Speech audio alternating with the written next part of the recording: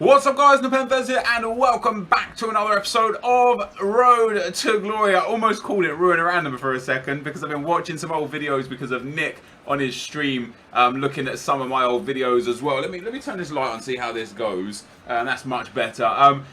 If you can hear a fan, I apologise. I've got two fans on me right now. My normal desk fan, usually I have that at level 10. I have to turn it down to level 6 so the mic doesn't pick up the noise. But it's so hot that I've also got a fan at the door blowing the other way as well, that's on full blast. So if you can hear that, I apologise, but I don't think you'll be able to. Basically, if I turn it off, I literally start dripping with sweat instantly. It's so hot today. It's so hot in my room. Anyway, in the last episode, we half built a La Liga team. We already had a La Liga team. We picked up some more players to kind of like make like subs and swaps with, basically. And this whole tournament, this La Liga tournament, was the one out of all of them that I wanted to win the most, specifically because I knew some big players were going to come this week. I actually thought Suarez might get a Team of the Week card, but Messi and Bale have got Team of the Week cards. There's a 97 right-wing Messi and a 95 right-wing Bale, which will be, to my knowledge, the card that has the most stats of all time in any FIFA ever, and I mean that as in-game stats. So it was relatively important for me to try my best to win this tournament. However, I only had a few attempts. Literally, I could play like 8 to 10 games at most. I'm running out of time. It's currently Wednesday, almost 6 p.m.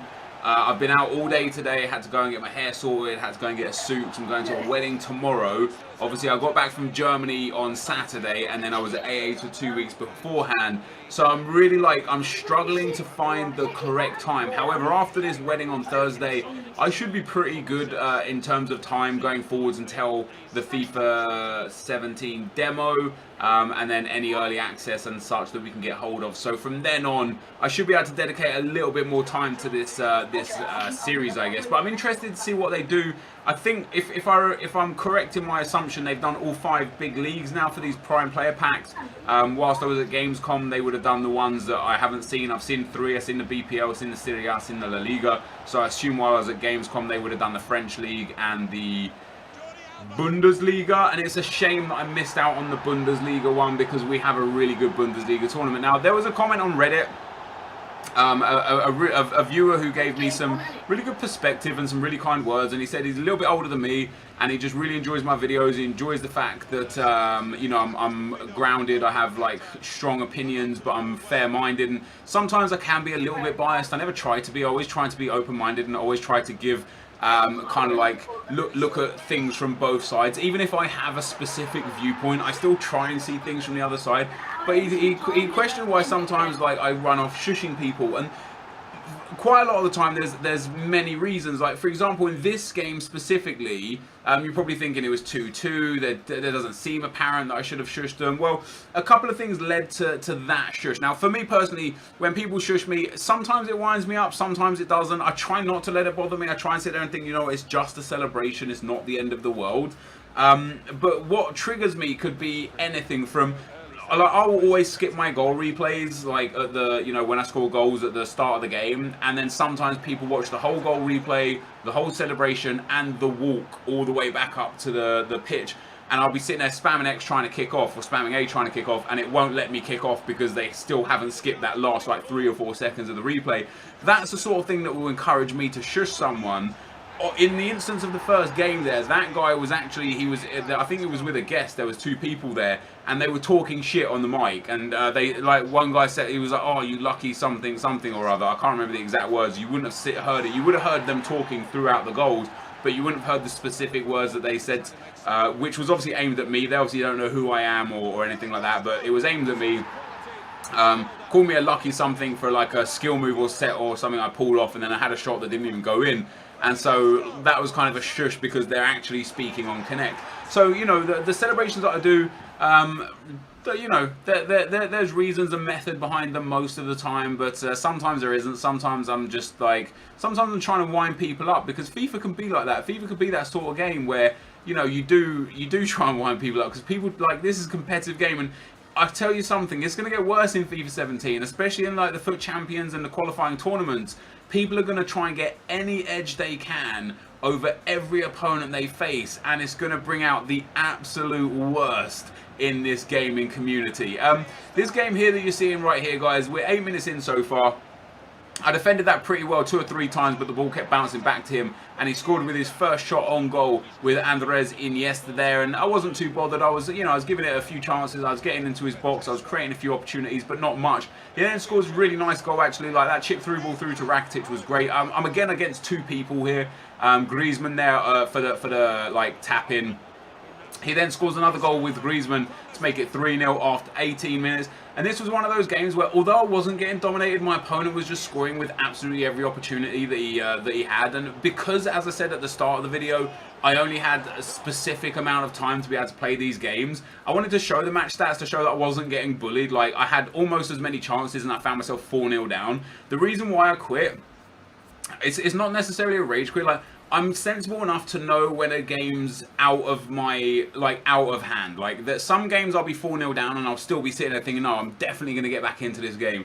But those dudes were pretty good at attacking, very clinical, pretty good at defending. They held possession very well. And if it was 4-0 after 20 minutes or 30 minutes, I might have been able to get back into the game. But 4-0 after like 40 or so minutes, there just wasn't enough time for me to get back in. So I thought, let me stop wasting time. Fun leave. You can call it a rage quit if you want. I'm not a big believer of rage quitting, but in this instance where time is of the essence, I thought let me just move on to another tournament attempt. So we go out in the semi-final, which was a little bit disappointing.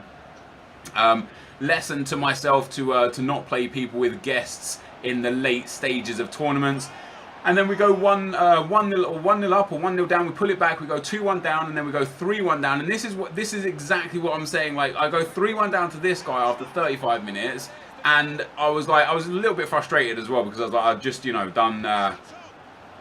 done the same thing, basically, like collapsed, but I straight away started to get back into the game. And that's the difference between knowing when a game is just completely out of your control at this stage and just giving up and saying what's the point, and knowing when a game is still well within your ability to come back and win and trying your best to do so. And the reason why this is called, the title of this video will be something to do with Jese, and it's because he's just genuinely amazing. Like, I know that Konoplyanka card is also amazing, but I don't find people as good as Jese. In this game, he got 3 goals and an assist. He got that epic long shot at 3-1 to get me straight back in the game at 3-2. He got an assist from the corner.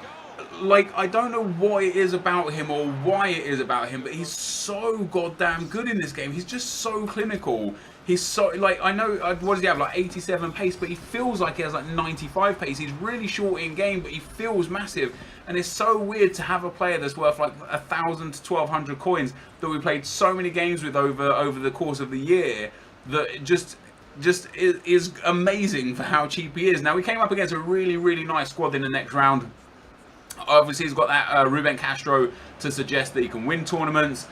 He's got a really nice Neymar card, a few team of the seasons and stuff. But this was another, quite like the game that I rage quit or fun left or whatever. This was another one of those games where it just felt like the game was against me, and I felt like that quite a lot over the last few weeks of playing FIFA 16. And I don't know if it's because I'm not playing as much, so I've lost like a little bit of an edge, or if I'm just playing better opponents, or if I'm just not as good as I thought I was. You know, there could be many reasons as to why, you know. But on this occasion, the game was difficult, and my opponent obviously has a very good team and was a very decent player. But it was one of those games where it just felt like everything was going against me. Even when I was scoring goals, even when I took the lead at 2-1, I could feel straight away like, okay, I've put in a tackle here, I've put in a tackle there, it's popped back to him, I put in another tackle, it's popped back to him. That, to be, you know, credit where it's due, that Griezmann goal was nice. He fake shot past one defender, ball roll past a slide tackle, great finesse shot. Of all the players he's got on the field, for Griezmann to pick that one out of the bag, you know, out of the bag was great. But this is the kind of goal that frustrates me. I win the header, the ball falls to him with Casemiro there, it comes to Modric, and he just hits it with Griezmann's right foot. Now this is 83 Griezmann in at centre midfield on his right foot. If that was the Neymar or like one of his team of the season players, maybe I'd understand a little bit more, but it wasn't. So it's a bit frustrating to concede a goal there, to go 3-2 down. Again, a couple of tackles there. Navas saves, the defender like taps it into Castro's head. It's a decent goal. Like, I'd be pretty impressed if I'd scored that, but I just know I should be defending that quite a lot better. So 4-2 down, but again, like previous game where we was 3-1 down, this was one of those games where I knew I had opportunities. I knew I was going to get back into the game. I was creating a lot of chances. He was really pressed high up the pitch. I kept countering him over and over, but in the 80th minute, everything fell apart. The game got super laggy, and you'll see the lag quite a bit more as well. Another good defensive header, and it just falls, like he's got like one man in the box to my 6 defenders. It of course falls directly to his one man, and that was pretty much all there was time for. 5-3 now. I'm all out attack to try and get back into this game. I missed tackle twice there. He puts a randy ball into the box, and DeMarcos is out-jumped by that team of the season, Neymar, to make it 6-3. And that was just me done. I was actually, that was a rage quit, because I was just frustrated. When you look at the match stats, he had a lot more possession, because he was genuinely like at 4-3, I believe, he started just playing defensively, holding possession, at times just standing still with the ball. I've done it myself, nothing against it. Like, if that's how you need to get wins, that's how you need to get wins. You know, there's a big prize on the line for winning this tournament. Got nothing against the fact that he did it. It's just a fact that he did it. You know, he started wasting time a little bit more when he got that narrow edge back again. And that kind of really hurt the possession stats. But in terms of shots and shots on target, it was very even. And then I fall on the loss of a 6-3. But saying that, I mentioned in a few episodes ago, there was one game a couple episodes ago where I got absolutely smashed and ended up winning like 3 goals. I won like 3-0 from 4 shots, and my opponent had like 12 shots. So, you know, if some games it goes for me, some games it goes against me. On this occasion, it went against me. The only really frustrating thing about it this time going against me was that I'd run out of time. I literally just did not have enough time to enter the tournament again. Right now it's 5:45, and I'm just finishing up this video. So if I did have time to play it again, it would be now. And unfortunately, the tournament finishes in 15 minutes, so I just don't have the hours in the day. I'm hoping the tournament in 15 minutes is going to be something good. We'll get another new squad builder out tomorrow for that, so I'm excited for that. But overall, guys, hopefully you enjoyed today's episode. If you did, be sure to leave a like, rating, comment, and subscribe to my channel if you haven't already. And for now, guys, I'm out. Peace.